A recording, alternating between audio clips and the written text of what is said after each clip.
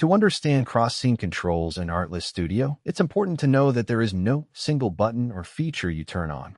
Instead, consistency across scenes is achieved through a combination of tools built into the studio workflow. The first key tool is prompt tags. This allows you to define a character or location once and reuse it across multiple scenes. For example, instead of rewriting the same character description every time, you can tag that character and simply reuse the tag in later prompts. This helps maintain visual identity across your entire project.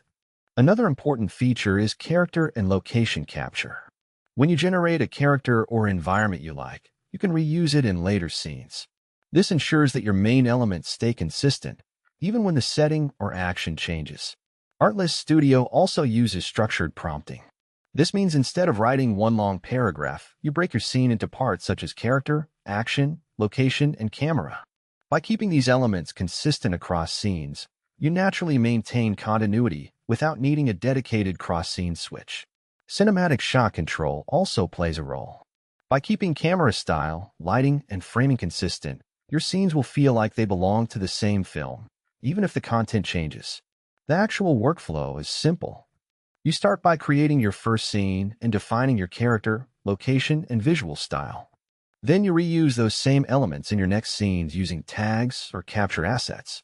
As you build more scenes, you keep the structure and visual language consistent so everything feels connected. If something starts to drift, you refine your prompt or reapply the same tags and settings until the consistency improves. And that's how cross-scene consistency actually works in Artlist Studio.